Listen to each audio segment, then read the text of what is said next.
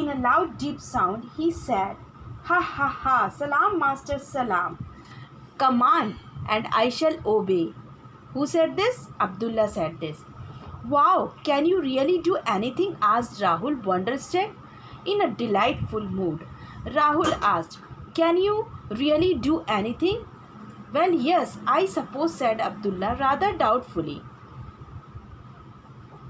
In a very good mood, that Abdullah said, "Well, yes." Rahul came a call from outside. It was his friend Neeraj. A call came from outside. It was his friend's Neeraj call. And he was calling like this, "Rahul, Rahul." Rahul suddenly remembered the cricket match the gang had planned for the evening, but his maths teacher had given a lot of homework that day. If he sat down to do the work, it would take him more than 2 hours for sure. Suddenly, he remembered the cricket match which was in the evening, but his maths teacher gave him a lot of homework. It would take more than 2 hours for completion. He was thinking like this. Then Rahul brightened up as his eyes fell on Abdullah. His problem was solved. Now Rahul saw Abdullah. He thought his problem was solved. "I have some homework. There are some 20 sums to do. Here, take my textbook and notebook. Do it for me," he ordered gleefully, handing Abdullah the books.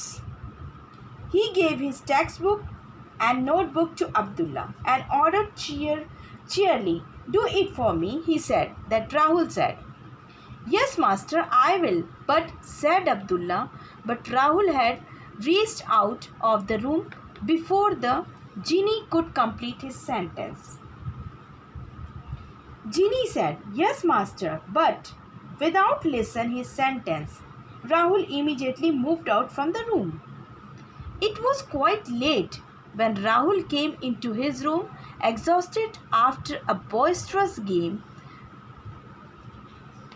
The books were lying on the table. Abdullah was nowhere to be seen.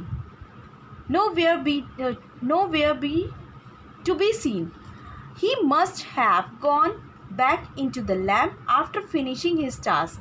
Rahul had his dinner and happily went to bed. It was so late when Rahul came into his room. He was so much tired with that boisterous means energetic game. The books were on the table.